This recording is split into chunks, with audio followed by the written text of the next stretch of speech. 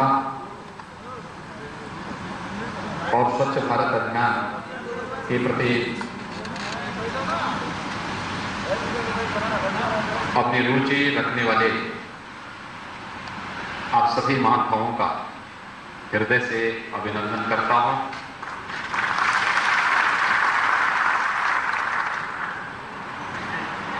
गंगा हम सब की मां है।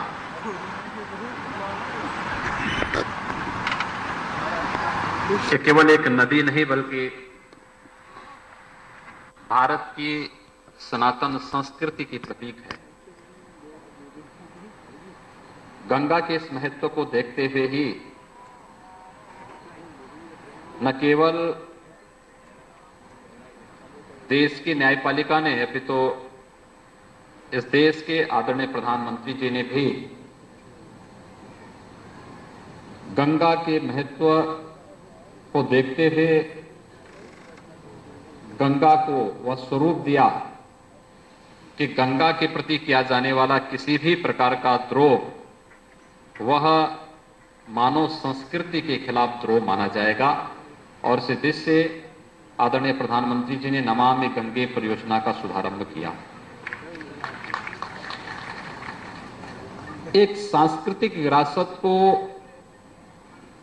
पुनर्स्थापित करने का अभियान, उसको पुनर्जीवित करने का अभियान,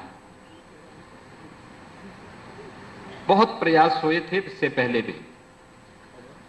जब हम गंगा की बात करते हैं तो यह सम्मेलन आज जिस पवित्र परिसर में आयोजित है या जिस पवित्र नगरी में आयोजित है, हम वहीं से प्रारंभ करें कि गंगा जी अगर इस धरती पर आई तो उसके लिए सबसे पहले भगवान शिव ने ही अपनी जटाओं को स्थान दिया था। तो स्वाभाविक रूप से काशी भगवान शिव का धाम है। ब्रिटिश काल में भी गंगा जी को अवरुद्ध करने का प्रयास हुआ था और तब इस पवित्र परिसर के निर्माता पूज्य मालवीय जी के प्रयासों से 1916 में गंगा की एक पवित्र धारा की गंगा की अविरलता को बनाए रखने के लिए ब्रिटिश सरकार को मालवीय जी के नेतृत्व में हिंदू राजाओं के साथ एक समझौते पर हस्ताक्षर करना पड़ा था और गंगा को अवरुद्ध करने से हरिद्वार में रोक दिया गया था। और फिर वह अविरल धारा गंगा की आगे बढ़ती हुई दिखाई दी। लेकिन समय व्यतीत होता गया, लोग भूलते गए।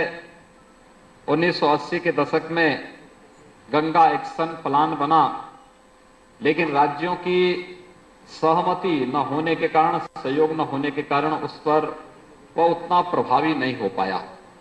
मुझे याद है 2009-10 में जब गंगा एक्शन प्लान की पूरी कार्यप्रणाली को लेकर के मैंने संसद में अपना एक कॉलिंग अटेंशन दिया था, तो तत्कालीन भारत सरकार के पर्यावरण और वन मंत्री को यह स्वीकार करना पड़ा था कि गंगा एक्शन प्लान के पहले गंगा जी उतनी प्रदूषित नहीं थी जितना गंगा एक्शन प्लान लागू होने के बाद हुई है।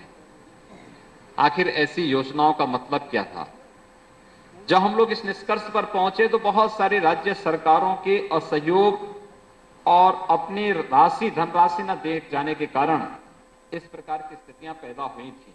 और इसीलिए जब गंगा जी की महत्व को ध्यान में रख करके देश के यशस्वी प्रधानमंत्री आदरणीय श्री नरेंद्र मोदी जी ने नमामि गंगे परियोजना की शुरुआत करते हुए 20,000 करोड़ रुपए के एक फंड को इसके लिए सुरक्षित किया और पूरे देश के अंदर गंगा जी की अविरलता और निर्मलता के लिए उत्तराखंड के गंगोत्री से लेकर के गंगा सागर तक एक अभिनव कार्यक्रम प्रारंभ हुआ है। हम सब की क्या भागीदारी हो सकती है इस मामले में, यह अत्यंत महत्वपूर्ण है। आप सब उत्तर प्रदेश के अंदर उन 25 जनपदों के 108 विकास खंडों से जुड़े हुए 1627 ग्राम पंचायतों से जुड़े हुए जनप्रतिनिधि यहां पर उपस्थित हुए हैं। आपकी बड़ी भूमिका हो सकती है। गंगा जी उत्तर प्रदेश में एक बड़ी दूरी तय करती है और गंगा मैया के कारण ही उत्तर प्रदेश देश और दुनिया में इतना महत्व पाता है। तो क्या गंगा जी के प्रति, अपनी सनातन संस्कृति के प्रति, भारत की नदी संस्कृति के प्रति, गंगा मैया को बचाने के लिए क्या हम भी अपने स्तर पर प्रयास नहीं कर सकते? और इसके दोनों पहलुओं पर एक साथ हम सबको ध्यान देना होगा।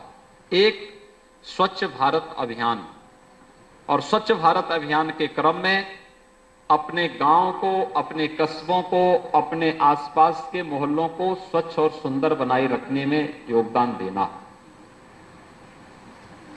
खुले में शौच को, अपने गांव, अपने कस्बों को मुक्त रखना एक बड़ा कार्यक्रम है, लक्ष्य बड़ा है, लेकिन अगर हम केवल सरकार के भरोसे ही इस लक्ष्य को प्राप्त करने के बारे में सोच रहे हैं तो मुझे लगता है कि हम लोग फिर धोखा न केवल खा रहे हैं, अभी तो धोखा देने की उस प्रवृत्ति से अभी भी अपने आप को दूर नहीं कर पा रहे हैं, जिसके कारण बार बार इस देश को गुलाम होना पड़ा था। हमें कहीं ना कहीं जन सहभागिता इन सभी कार्यक्रमों के साथ जोड़ने का प्रयास करना होगा, और यही तो आज हम अपील करने के लिए आप सबके बीच में आए हैं। यद्यपि एक बड़ा कार्य हुआ है, और वह कि गंगा किनारे सभी 1627 गांवों में 4,43,718 शौचालयों का निर्माण, व्यक्तिगत शौचालयों का निर्माण किया जा चुका है। लेकिन फिर भी हमारा कुछ दायित्व तो बनता है। अब शौचालय बना दें, उसके बाद भी लोग उपयोग न करें। एक छोटी सी टेलीफिल्म यहां पर अभी दिखाई गई थी, उसके प्रति जागरूकता, ग्राम पंचायती और ग्राम समितियों को इसके प्रति आम जन को जागरूक करना होगा, लोगों को बताना होगा कि कितना बड़ा अनर्थ कर रहे हैं। पूर्वी उत्तर प्रदेश में एक बीमारी है, उसको कहते हैं इंसेफ्लाइटिस। उसका एक जो वायरस चिन्हित हुआ है, एक्यूट इंसेफ्लाइटिस सिंड्रोम, उसके पीछे कारण है गंदगी और खुले में शौच। मासूम बच्चे मरते हैं, 1 से 15 साल तक के बच्चे, जितनी भी मौतें इस बीमारी से हो रही हैं, उसके पीछे गंदगी कारण है। और गंदगी के तय में जब जाते हैं तो पता लगता है कि खुले में शौच इसका मुख्य कारण है। यानी हम अपनी गलतियों से अपने मासूम बच्चों के जीवन के साथ स्वयं खिलवाड़ कर रहे हैं।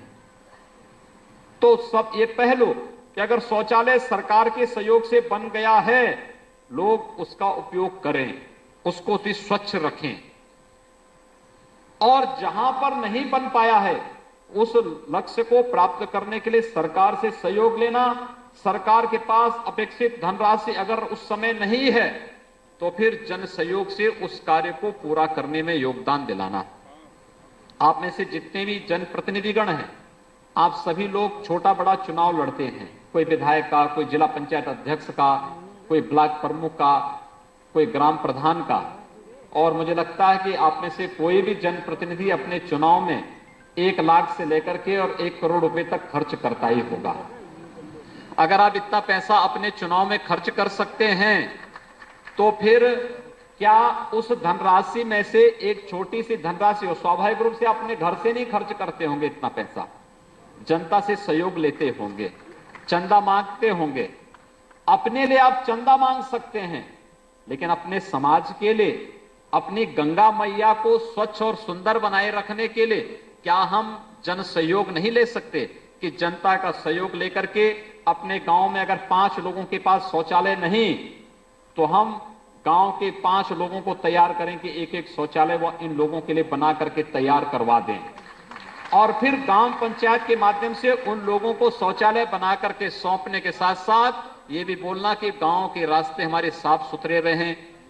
गांव में जो सफाई कर्मचारी नियुक्त हैं, उन सफाई कर्मचारियों के द्वारा गांव में कहीं जल जमाव का संकट ना निपाए, कहीं कचरा न रहे, कहीं कूड़ा न रहे, कल जल जमाव की समस्या न रहे, इस सब का ध्यान भी रखना। इसके प्रति आम जन को जागरूक करना एक बड़ा कार्य यह हो सकता है। और मुझे लगता है कि इस संबंध में यह प्रयोग हम लोगों ने गंगा के किनारे बसे हुए इन 25 जनपदों के 108 विकास खंडों के अंदर जो 1627 गांव हैं, इन 1627 गांवों को पहले चरण में हम लोगों ने लिया है।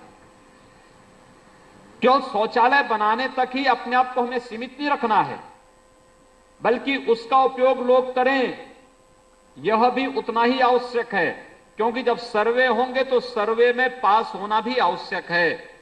उत्तर प्रदेश के अंदर अभी एक जिला शामली ओडीएफ घोषित हुआ है, यानी खुले में शौच उस जनपद के अंदर कोई नहीं करता, लेकिन अभी सर्वे के बाद जब वो पास होगा तब वो घोषणा हो पाएगी। और हम लोगों ने लक्ष्य रखा है कि इन 1627 गांवों के बाद प्रदेश के अंदर 31 दिसंबर तक हम लोग 30 अन्य जनपदों को खुले में शौच से मुक्त करने के एक बड़े कार्यक्रम को अपने हाथों में ले रहे हैं। और इसमें भी हमें आप सभी माननीय जनप्रतिनिधियों का, जिला पंचायत अध्यक्ष होंगे, क्षेत्र पंचायत समिति के हमारे प्रमुख होंगे, सम्मानित ग्राम प्रधान होंगे, इन सब का और आम जन की सहभागिता इसके साथ जुड़े, इसलिए आपका सहयोग आवश्यक है। हम लोगों ने लक्ष्य रखा कि प्रदेश के सभी 75 जिलों को हम लोग 2 अक्टूबर 2018 तक ओडीएफ घोषित करें, यानी खुले में शौच से मुक्त पूरा उत्तर प्रदेश होगा। और उत्तर प्रदेश को इस लक्ष्य को प्राप्त करने के लिए एक बड़े अभियान की आवश्यकता, उस अभियान में भी आप सबके सहयोग की आवश्यकता है। और इसीलिए आप सबसे अपील करने के लिए आज हम लोग यहां पर उपस्थित हुए हैं। सज्जनों, आप देख रहे होंगे भारत की नदी संस्कृति मरती जा रही है, यानी हम लोग गंगा जी के प्रति श्रद्धा तो व्यक्त करते हैं, यमुना जी के प्रति श्रद्धा व्यक्त करते हैं, सरयू जी के प्रति श्रद्धा व्यक्त करते हैं, लेकिन बहुत सारे लोगों की तो आदत है वे सुबह सुबह उठेंगे और सीधे गंगा जी के किनारे जाएंगे। कितनी खराब स्थिति है। रेलवे लाइन के किनारे चले जाइए, पैदल चलने की स्थिति नहीं।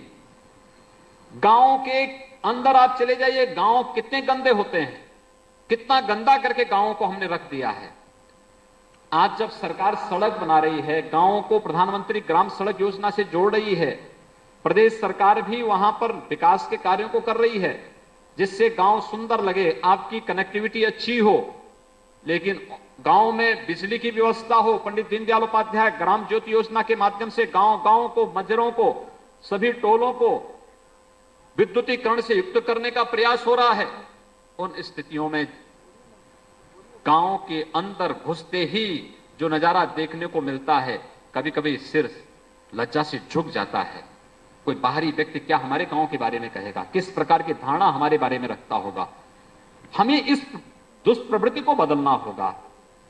गंदगी हमारी पहचान नहीं हो सकती, स्वच्छता हमारी पहचान होनी चाहिए, रचनात्मकता हमारी पहचान होनी चाहिए, अच्छा कार्य और अच्छी उपलब्धियां हमारी पहचान होनी चाहिए। इस दिशा में आगे बढ़ने की आवश्यकता है और एक बड़ा कार्य इस दिशा में हो सकता है जब हम उन शौचालयों को, जो 4,43,718 शौचालय गंगा जी के किनारे के गांव में बनाए गए हैं, उन गांव के किनारे भी, गांव में बने हुए उन शौचालयों का लोग उपयोग करें।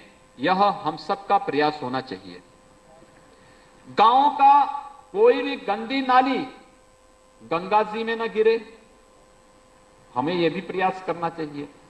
और मैं तो कहता हूं कि हर गांव, हर शहर, हर कस्बे को तय करना होगा कि अगर गंगा हमारी संस्कृति की प्रतीक है, अगर गंगा हमारी मां है, तो हम मां को, आंचल को गंदा न होने दें। यह हमारी जिम्मेदारी होती है और अपनी इस नैतिक जिम्मेदारी को भी हम सबको स्वयं समझना होगा। कितनी विचित्र स्थिति है। मुझे याद है 2013 में प्रयागराज में कुंभ लगा था और प्रयागराज में कुंभ के समय मॉरिशस के राष्ट्रपति आ गए संगम में स्नान करने के लिए। और संगम में जब स्नान करने के लिए आए थे तो संगम के तट पर जैसे वो गए तो उन्होंने वहां नजारा देख करके वे वापस आचमन लिया, वापस चले गए। उनसे पूछा पत्रकारों ने कि आखिर क्यों आप जो है स्नान नहीं किए। उन्होंने कहा कि मेरी गंगा के बारे में, संगम के बारे में जो मेरी धारणा थी, मेरी धारणा टूट गई। यहाँ पे कितनी गंदगी है, स्वच्छ जल ही नहीं है। ये जो स्थितियां हैं, आखिर दुनिया के अंदर हम अपनी परंपरा को, अपनी संस्कृति को, अपने धर्म को किस रूप में रखना चाहते हैं, ये हम सबको सोचना होगा। एक जगह की गड़बड़ी से पूरी व्यवस्था किस रूप में कलंकित हो जाती है, आप देख सकते हैं। और इसलिए आप सबसे मेरा अनुरोध होगा कि हम लोग प्रयास करें कि हमारे गांव का जो गांव का गंदा पानी है वह किसी नदी में न गिरे, गंगा जी में तो कतई ना गिरे। हमारे कस्बों का, हमारे शहरों का भी गंदा पानी किसी भी स्थिति में गंगा जी में न गिरे, औद्योगिक कचरा भी गंगा जी में न गिरे। इसके लिए उत्तर प्रदेश सरकार एक नए सिरे से कार्यक्रम चला रही है, क्योंकि 2019 में पुनः अर्धकुंभ आएगा। अर्धकुंभ के पहले पहले हम लोग इस बात की व्यवस्था करने जा रहे हैं कि गंगा जी में किसी भी प्रकार का, किसी भी शहर का कोई भी सीवेज का या ड्रेनेज का कोई भी गंदा पानी तो नहीं जाएगा। औद्योगिक कल कचरा, कारखानों का कचरा भी गंगा जी में न जाने पाए, इसके लिए हम पुख्ता व्यवस्था करने जा रहे हैं और उसके लिए हमारा अभियान प्रारंभ हो रहा है। उससे पहले इसलिए आप सबके साथ हम लोगों का आज यहां बैठना हो रहा है। हम लोगों को कुछ प्रयास करने होंगे और उस दिशा में महत्वपूर्ण होगा कि 2 अन्य कार्यों में सहभागिता। आप देखते होंगे हम लोग जाते हैं किसी भी घाट पे, हम लोग घाट पर जाते हैं, घाट पर जाते ही हम लोग एक प्रयास क्या करते हैं, अपने साथ पूजा की सामग्री लेकर के जाते हैं और पूजा की सामग्री के साथ साथ उसमें फूल भी होता है, तेल भी होता है, घी भी होता है, दीप भी होता है, पत्तल भी होते हैं और भी तमाम सामग्रियां होती हैं और उस सामग्री को हम सीधे गंगा जी में फेंक देते हैं, नदियों में फेंक देते हैं। क्या यह हो सकता है कि हम गंगा के किनारे कुछ कुंड बना लें और पूजा की सामग्री उन कुंडों में डालें? गंगा जी में डालने की बजाय कुंड में हम उनको डालेंगे तो गंगा जी कम से कम इस प्रकार की, क्योंकि सामग्री जाएगी तो कहीं ना कहीं उस जल के किनारे कहीं लगेगी, बहुत सड़ेगी ही, फिर वहां कहीं ना कहीं उसके कारण कुछ ना कुछ प्रभाव तो उसका पड़ेगा, प्रदूषण को बढ़ाने में ही वो सहायक होगा, स्वच्छ करने में नहीं होगा। क्या ये संभव है कि हम कुंड बना करके, किनारे कुंड बना करके पूजा की सामग्री वहां पर संपन्न करें और गंगा जी में या नदियों में, अपनी पवित्र नदियों में जाकर केवल आचमन के लिए जल लेकर के और फिर हम लोग वापस आएं? कोई भी ऐसी सामग्री न डालें जिससे गंगा का जल या किसी भी नदी का जल प्रदूषित होता हो। यह हम सबको प्रयास करना चाहिए। बहुत सारे लोग वस्त्र डाल देते हैं, बहुत सारे लोग, आप वस्त्र डालें क्या? गंगा मैया उस वस्त्र को पहनेगी क्या? हम माला डालेंगे क्या? गंगा मैया माला के लिए तरसती है क्या? हम उसको बाहर कुंड में डालें। वस्त्र देना है किसी गरीब को आप दे देंगे तो गंगा मैया तो उससे बहुत खुश हो जाएगी। हमें दान देना है तो किसी ऐसे व्यक्ति को दे दें जो उसके लिए वास्तव में, जो उसके लिए पात्रता रखता हो। हम पात्र व्यक्ति को नहीं देते। हम वस्त्र गंगा जी में फेंकेंगे, हम पैसा गंगा जी में डालेंगे, हम फूल गंगा जी में डालेंगे। यह, इससे अगर हम बच सकें तो एक बड़ा अच्छा कार्य हो सकेगा। पैसा देना है, किसी मंदिर में जाके चढ़ा दीजिए, किसी गरीब को उसके सहयोग के लिए दे सकते हैं, किसी गरीब की कन्या की शादी के लिए दे सकते हैं, किसी गरीब छात्र को पढ़ने के लिए छात्रवृत्ति के रूप में आप पैसा दे सकते हैं। यह कार्य अगर आप करेंगे तो उसका पुण्य ज्यादा आपको लगेगा और गंगा मैया का आशीर्वाद उससे ज्यादा आपको लगेगा।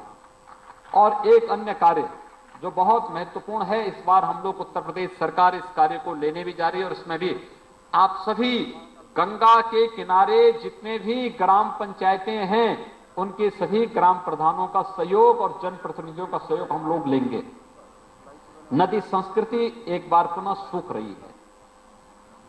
आप जब प्रयागराज में जाते हैं तो उसमें आपकी मान्यता है कि गंगा यमुना के साथ साथ सरस्वती भी है, लेकिन आपको 2 ही नदी दिखाई देती है, गंगा और यमुना। सरस्वती जी कहां से निकली थी, कहां तक गई थी, वह आज भी शोध का विषय है। हरियाणा के अंदर, राजस्थान के अंदर बहुत सारे क्षेत्रों में इसके बारे में शोध चल रहा है। लोगों ने बहुत सारे ऐसे स्थल निकाले हैं जहां पर सरस्वती जी का प्रवाह था और वह भी गंगा और यमुना जैसी एक पावन और निर्मल और अविरल नदी हुआ करती थी किसी कालखंड में। क्या हो गया, आज से 5000 वर्ष पहले वो हमेशा के लिए समाप्त हो गई। वो क्षेत्र पूरा रेगिस्तान हो गया। ऐसा आपको लगता नहीं कि तमाम अन्य नदियां एक एक करके सूखती जा रही हैं? मैं भी बीच में आगरा गया था। आगरा में मैंने देखा, मैं यमुना जी के तट पे गया था, एक बूंद जल नहीं था यमुना जी में, एक बूंद जल नहीं था। मैं भौचक था देख करके दृश्य।